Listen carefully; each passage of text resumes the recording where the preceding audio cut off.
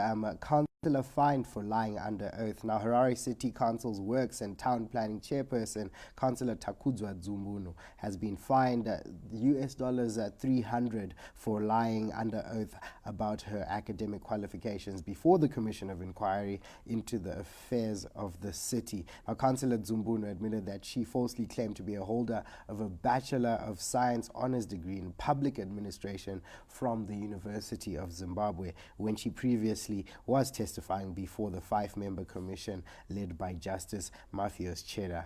We move on to the Daily News, which was tagged an expose on land barons, and this was a call for release of Uchena probe findings.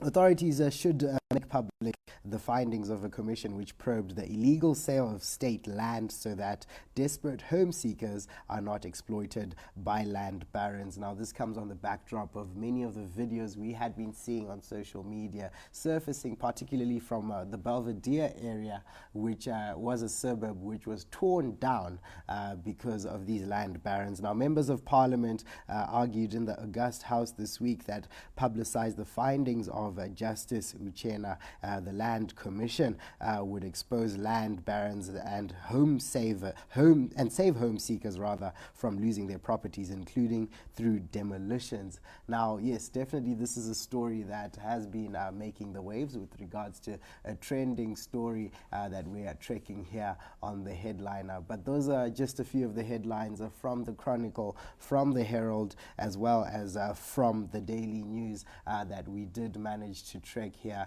in the first segment of our offering this week. Please do stay tuned as we get into the second.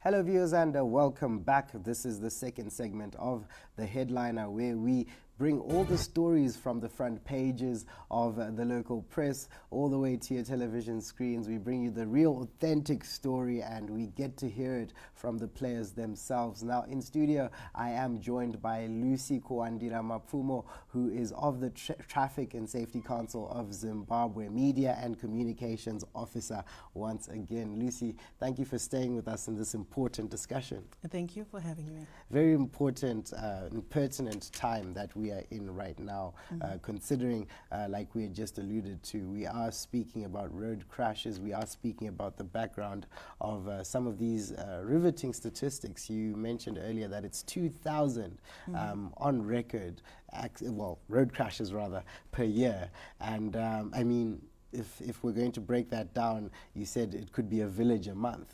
Now, just before we get into some of the causes of that, perhaps just briefly share with us what the Traffic and Safety Council is all about.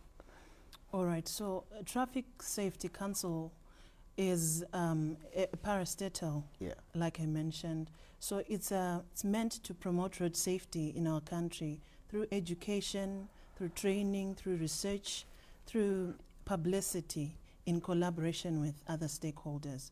So we work with other stakeholders in the promotion of road safety. We believe that road safety is everyone's responsibility. So we work with everyone to promote road safety. We've got various products and services, one of which is the Highway Code, which gives instructions on how to use the roads. We've got the Defensive Driving course, which is a 2-day course. You learn today, by tomorrow you write your exam, and you know what to do when you're using the road. So it equips you with knowledge on what to do when you're on the road. So it gives you information on how to drive defensively. Yeah, and quite importantly, driving defensively has its benefits. How accessible is the defensive driving course for every other Zimbabwean? Perhaps people think that Wemakombi Chete, Wema Truck, those drivers who probably commute other passengers are the ones who are supposed to be a holder of this particular license. Let's talk about accessibility of that particular defensive driving license. That's a very pertinent question, because people have a mentality that the defensive driving course is just for public service vehicle drivers, but it is actually for everyone. whether you drive a private service vehicle driver or you're a commuter omnibus driver, everyone has access and should be trained in defensive driving. So what we're doing now is we're lobbying to make defensive driving course be mandatory for everyone who uses the road, because there is no one lane that says those that have got defensive driving, so they use that lane. Everyone uses the road. So if everyone is going to be mixing on the roads, then surely everyone should be trained in defensive driving. What we are trying to do is to have everyone knowledge on how to defend themselves, on how to avoid road crashes, because what defensive driving course does is it teaches you how to avoid a road crash from a vehicle ahead, from a vehicle behind, from vehicles that are nearby to you. So it's a pertinent question, and we want everyone to be trained in defensive driving course. So now we have devolved to the 10 provinces of our country. We are trying to make our products and services accessible to everyone, and we're doing this in the spirit of devolution, leaving no one and no place behind. The spirit of devolution sounds very much like a pertinent policy matter that needs trekking. So obviously we do commend you as the TSCZ for doing that. Quite interestingly enough, you've raised the term road crashes and not accident. Now, the discrepancy between the two, break that down for us, because you attributed accidents to human error, particularly not also maybe not shedding much light with regards to perhaps things that may be on the road. But give us the discrepancy between the two terms and get into that. All right. So an accident is something that happens without you putting in effort. It just happens. Wagumburwa is an accident. It just happens. But a road crash is something that happens whilst you as a driver has done something, or whilst a pedestrian has done something. So in this case, because our statistics, our research has attributed human error, which is reckless driving, as the major cause of road crashes. So it means that this reckless driving, if we break it down, we are finding that there is speeding in it. You can avoid speeding by driving within the stipulated speed limit. When the limit says 120, if you exceed 120, you're being a reckless driver. So if a road crash happens, you can't say, I don't know what happened. You know what happened. You were exceeding above the speed limit. If you were driving while drunk, if then something happens, you know that it's because your judgment was clouded. That's why you couldn't take the necessary steps to avoid that possible road crash. So we are saying, if we avoid human error, if we avoid this recklessness that we are continuously witnessing on our roads, we will preserve lives, we will preserve the sanctity of life. Very deep and insightful for you to bring that to the table. Preserving the sanctity of life is paramount with regards to these machines, these cars that people drive.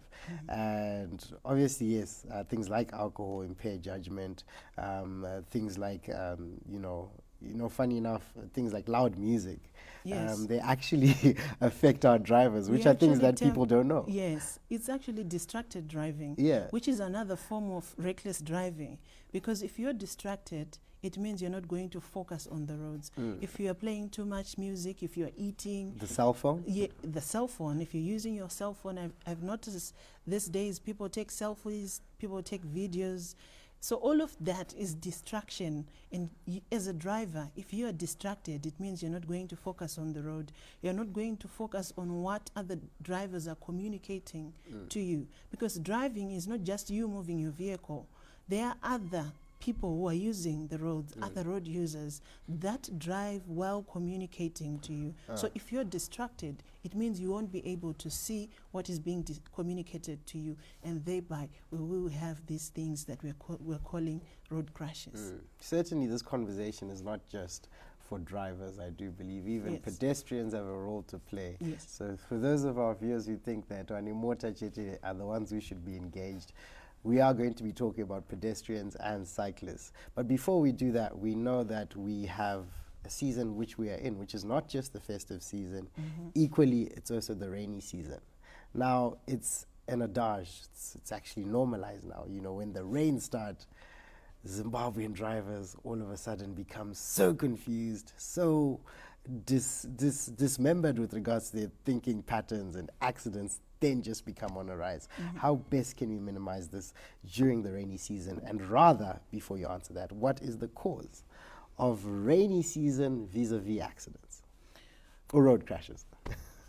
I think basically it's failure to adhere to traffic laws, because they don't change. Whether it's raining or it's not, the laws remain. You give way to traffic that is coming from your right, that is if you're at an intersection with no traffic lights. When you get to an intersection with traffic lights, you follow the instructions that are given by the traffic lights. So the rules do not change. But there seems to be confusion. It's actually horrendous. Basically, it's lack of courteousness.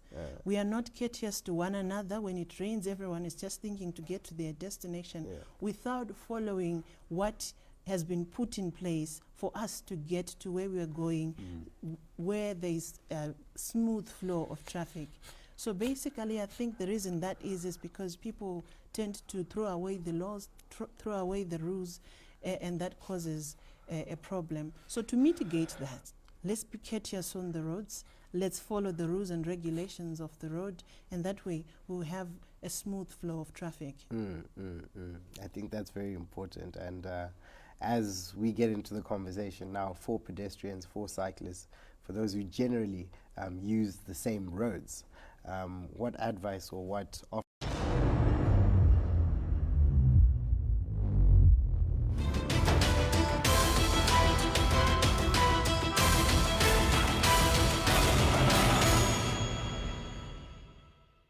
For example, a pedestrian, we know that if you're walking along the road, you walk facing oncoming traffic.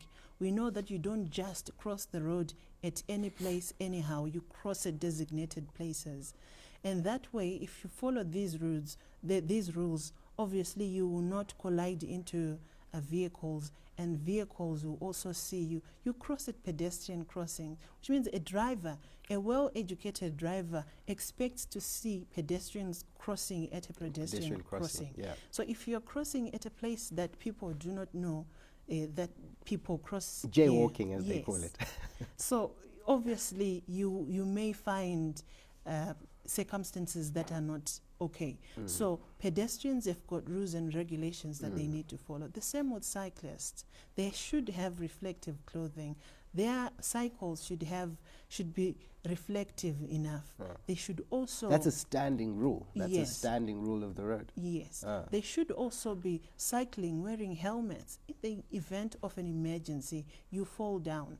You shouldn't then fall and hurt your head. So all of that are rules and regulations that they need to follow, they need to practice for us to be safe. Because we've just seen bikers. Bikers perhaps are the only ones who seem to be wearing their protective gear. But you've never seen someone going to work in the morning cycling wearing a helmet? Never.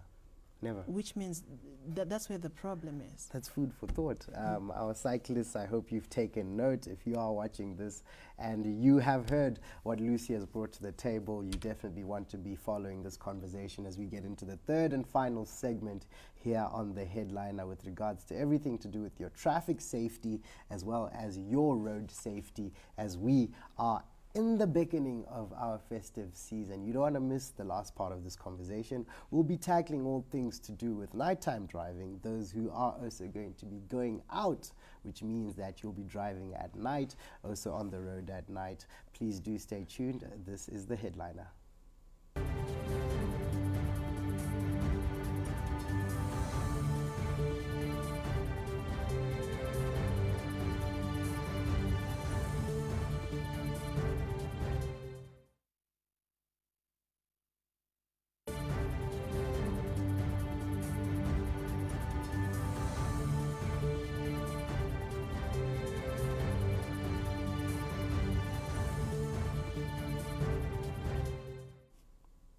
Hello viewers and welcome back to the third and final segment here on The Headline. I am Curtly Gwindi. In studio I am joined once again by Lucy Kuandira Mapfumo, who is a Media and Communications Officer with the Traffic and Safety Council of Zimbabwe. Now Lucy, yes, we were just talking earlier on about the idea to do with safety and safety particularly with the cyclists, with the bikers, pedestrians and passengers, but perhaps let's talk about safety with the drivers themselves.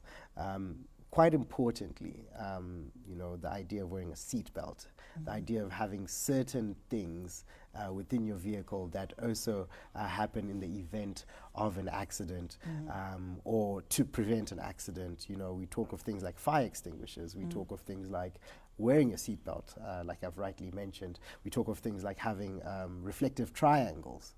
A reflector itself, I do hear a reflector is supposed to actually be in your vehicle. You know, all these things.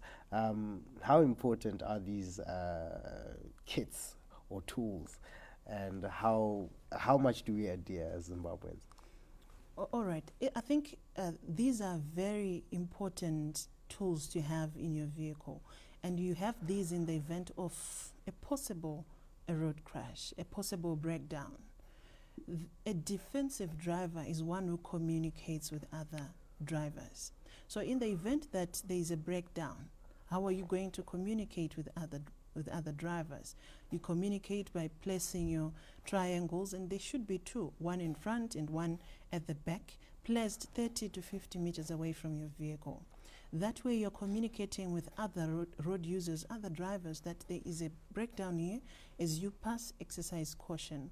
You should also have a reflective vest. It reflects, it communicates as well to the other drivers, a spare wheel. And I want to reiterate to women drivers, we should be able to drive, we should be able to change our own tires.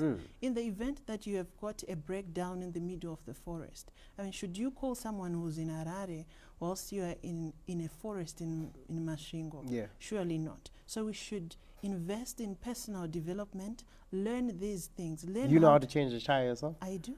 All done. I do. We hope I'm going to follow you to your vehicle for the reflector, surely. the fire extinguisher, Yes, as well as everything else.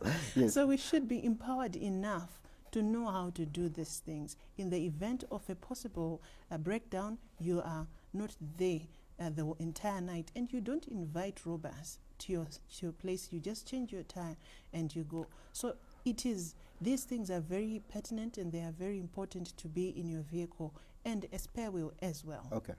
Yeah, a spare wheel, quite rightly. And, you know, tracking the conversation, I'm just going to bring a case study to the table.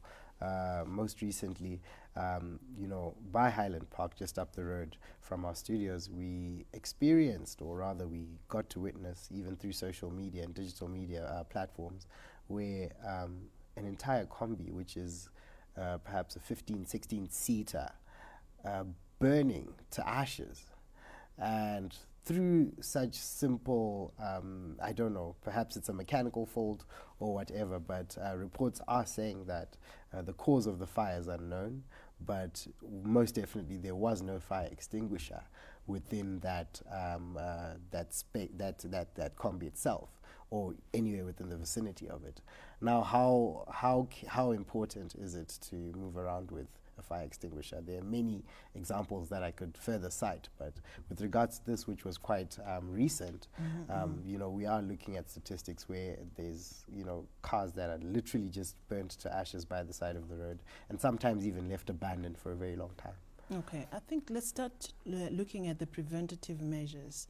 We could have prevented that eventuality by perhaps taking the vehicle to a reputable mechanic for servicing, so that that mechanic will detect if there are possible faults, and if there are faults, he can rectify that. But it's also important to travel having a fire extinguisher in your vehicle, so that when there's a fire, like you're saying, you'll be able to rectify that situation. So it's important for drivers to service their vehicle.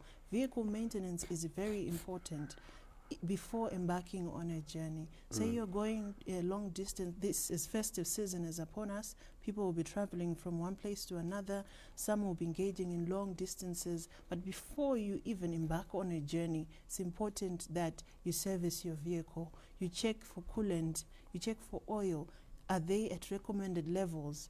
You also check the tire pressure, is it at a recommended level? So that you don't have problems as you are traveling. And also our tires expire. So it's important that you check the expiration date. If it has expired, change the tire. No matter it looks new or it looks good. That way we'll prevent some issues that we may have on the roads. Definitely, and wipers for visibility as well. Yes, so wipers, especially during this rainy season, it's important to replace wipers. It makes no sense to have one wiper since last year and you have it to this year.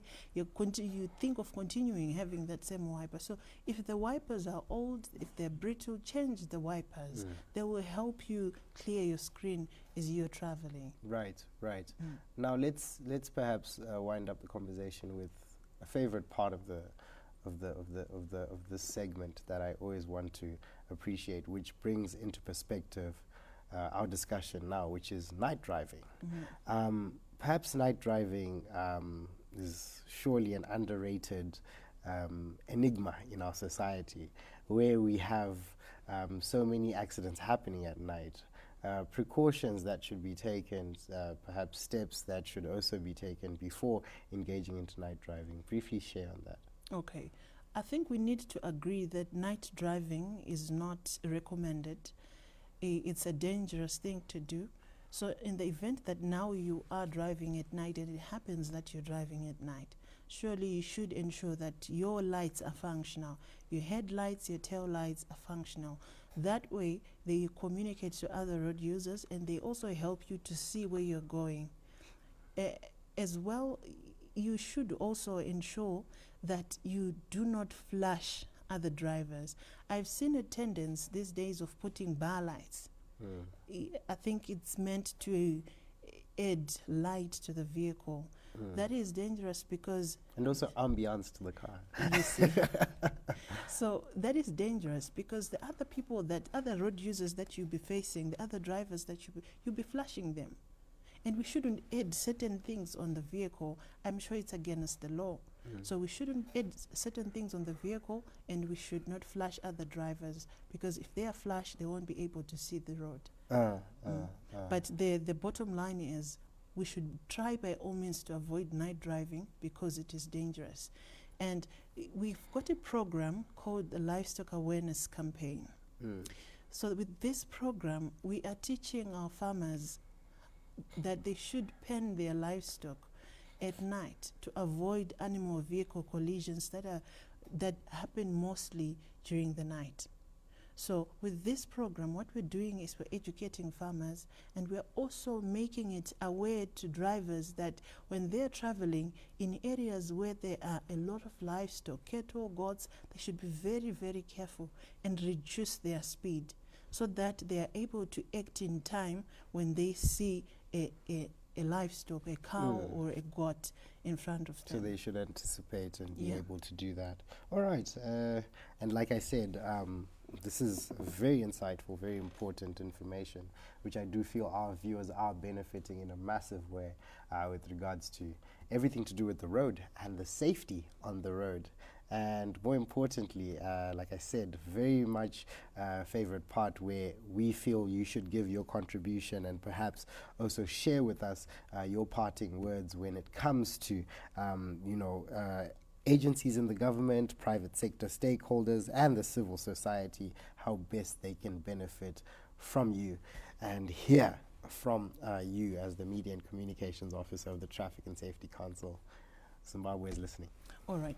We believe that road safety is everyone's responsibility, and we believe that we can work together to ensure that we have got total safety in our country. We develop our roads, we don't destroy our roads. So we believe that if we work together, if everyone join hands with us and work together in ensuring that we have total safety on our roads, we will definitely preserve the future of Zimbabwe. So I'm saying let's work together, let's hold hands, and let's preserve life together. Thank you. And this is also to the media. A media plays a part in disseminating road safety, in being informative. So where they report that a Toyota Hiace has caused a road crash, let's make the perpetrators accountable. Let's say the driver of a Toyota Hiace caused a road crash. Absolutely. Or the Honda Fit. The Honda Fit has been trending for quite some time now. And yes. So let's call out the people that are causing these things. But let's not hide behind vehicles. If it is you who has done a wrong on the road, let's call you out. Absolutely, absolutely. And I think that also brings a very, very important thing into perspective, which is everything to do with what we do as the media. And most definitely we are challenged to be taking on that role. And this has definitely been an insightful part of the headliner today, as we have discussed everything to do with the safety on the roads, protecting our human lives, and also being, you said the word is sanctity. Yes, absolutely, protecting human sanctity. And most definitely, if you are going to be wanting to hear more, please do get in touch with Lucy, as well as the Traffic and Safety Council of Zimbabwe. How best do they reach out to you? We are located at number 4 Park Street in Harare, but they can follow us on our Facebook page, which is Traffic Safety Council of Zimbabwe. Our Twitter is TSZ1. We are also on LinkedIn and YouTube, which is Traffic Safety Council of Zimbabwe. Okay. Thank you very much. Lucy Koandira Mapfumo there, who joins us in studio all the way from Park Street, coming to us at Pockets Hill, and giving us her offering on these matters and more. And please do remember to be safe during this time, as it is a pertinent time, important with regards to everything to do with road safety, as we will be using our roads during this festive season more frequently. And like we said, also night driving is very much discouraged during this season, and please try your best to minimize drinking and driving. And yes, that brings a wrap to the headliner for this week, and everything to do with your viewing of all the stories we've been trekking from the front pages of your newspapers to the front of your television screens. We have brought all the insight for this particular week. Now, my name is Curtly Gwindi. From myself, the crew behind the scenes, Lucy, and the Traffic and Safety Council of Zimbabwe, as well as everyone here at the Pockets Hill Studios. It is a pleasant viewing, and God bless Zimbabwe.